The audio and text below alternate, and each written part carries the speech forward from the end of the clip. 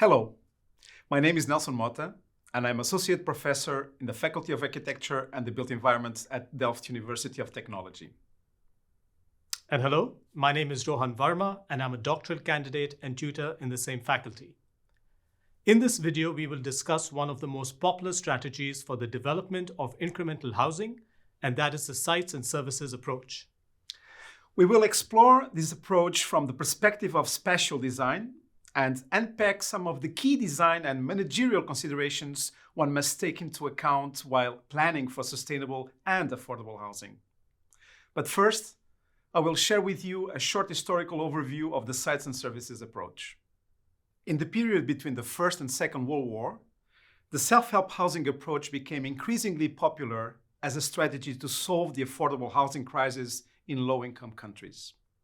In the aftermath of the Second World War, the sites and services approach followed up on the self-help approach, but with an important twist. While the self-help housing schemes were mainly based on promoting grassroots initiatives, the sites and services approach was strongly focusing on promoting an interwoven relation between top-down design of the infrastructure, the services, and a bottom-up incremental improvement of the houses built on the plots, the sites. To discuss the sites and services housing approach, we need to address with similar relevance both managerial and design factors.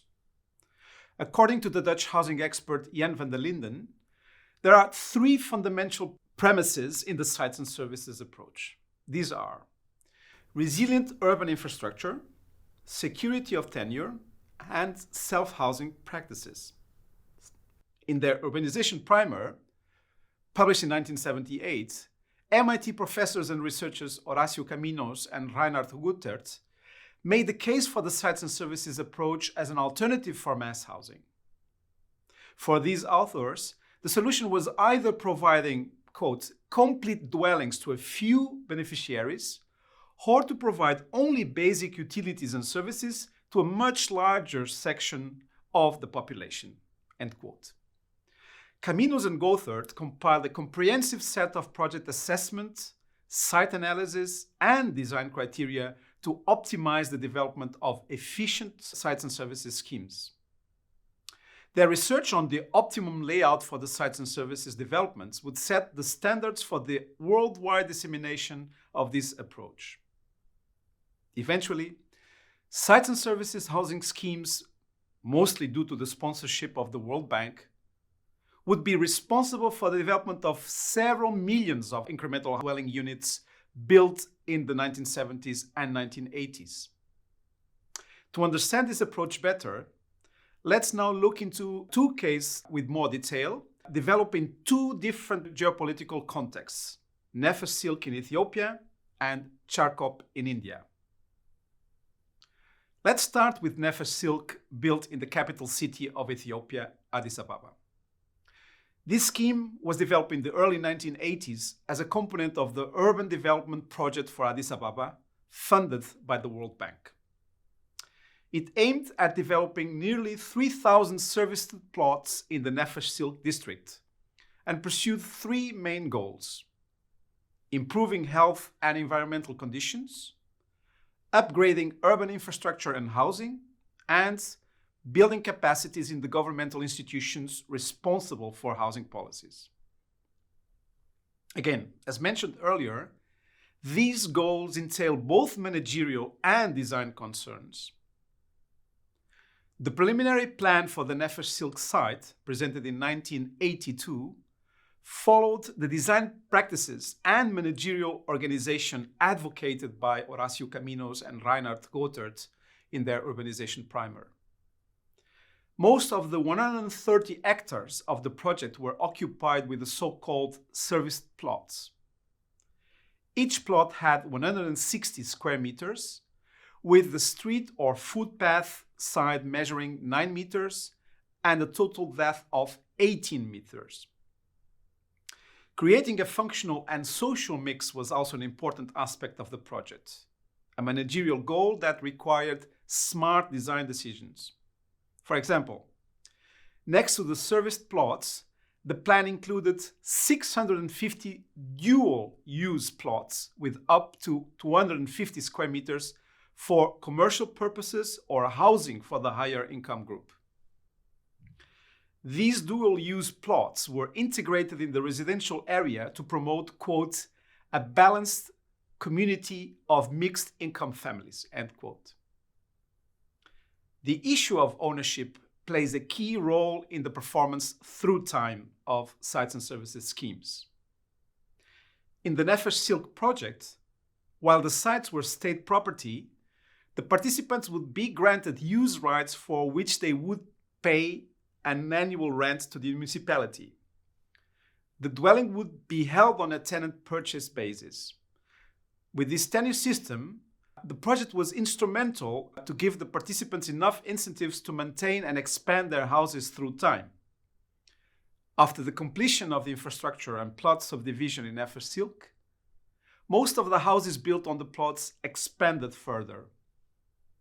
However, as the plots in Nefas Silk are relatively large, the expansion usually developed horizontally, avoiding the cost and technical requirements of adding extra floors.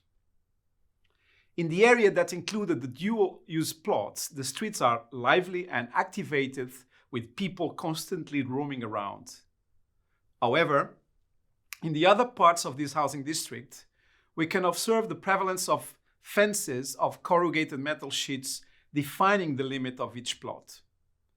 Sometimes, this fence turns into a corner shop or a small social amenity. There are also cases where it is possible to observe the complete replacement of the initial core unit by a new detached or semi-detached house, sometimes 2 floors high. Let's now move to India, where another interesting example of the sites and services approach can be found in Charkop in Mumbai. Charkop was built as part of the World Bank's Bombay Urban Development Project, initiated in the mid-1980s, and followed the bank's 3 principles of affordability, cost recovery, and replicability.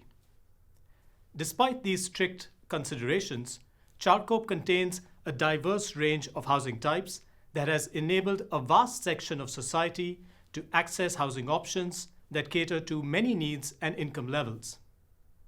So how did design help make this happen? Let's start with this plan.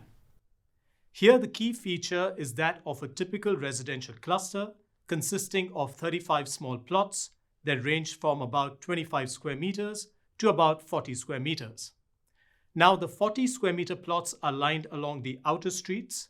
The smaller plots of 25 square meters are accessed through an entrance that leads to an inner, more private courtyard. Now, although the majority of the plots in Charkop are much smaller than the Ethiopian case that we just saw, what we can find today is that despite this, over time, inhabitants have expanded their homes vertically, often tripling the habitable area they first received. At the larger scale, these clusters are repeated in an efficient manner and are framed by a clear hierarchical street grid and open space network that covers nearly 180 hectares and accommodates more than 15,000 plots, including much bigger plots that range from about 60 square meters for middle-income groups to about 750 square meters that are meant for higher income apartment buildings. This range is crucial for 2 reasons. Firstly, on a managerial level, it enables a project to achieve affordability through cross-subsidization. And secondly, it ensures that Charkop has a mix of income groups that has helped it develop into a dense and vibrant neighborhood full of residences of various types and sizes, from privately owned homes and rental units to small kiosks and shops on its many inner streets to even substantially larger apartment buildings for higher income groups along the scheme's main peripheral roads. So what can we learn from these 2 cases? Well, we can find that in both cases, there was a consolidation of the urban fabric surrounding the sites and services settlement. What had started as a peripheral development to benefit from lower cost of land has progressively integrated and assimilated in the expanding urban fabric of the city.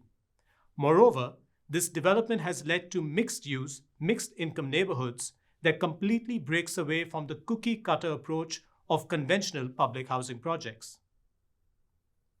Secondly, the level of vibrancy in the social and economic activities is directly proportional to the density of the settlement. For example, a street in Charkop shows a higher level of activation of streets and public spaces than a street in Nefas Silk. On the other hand, a bigger plot size, as in the case of Nefas Silk, creates possibilities for cheaper incremental growth through horizontal expansion and opens up possibilities to add new areas for economic activities such as shops, workshops, or even rental additional rooms. Thus, what becomes clear from these two cases is that design matters. In fact, recent studies suggest that sites and services schemes can once again play an important role in achieving sustainable housing demands. But in order for that to happen, we argue that a number of key factors related with a combination of managerial and design decisions should be taken into consideration. These are increased density to maximize sellable land, plot pricing and payment plans targeted to different income groups, optimized layouts to reduce the cost of infrastructure, like streets, sewers, water lines, introduce a hierarchical sequence of open spaces and infrastructure, and finally, allocate land for different uses and social practices. Thank you for watching this video. We hope you find it useful.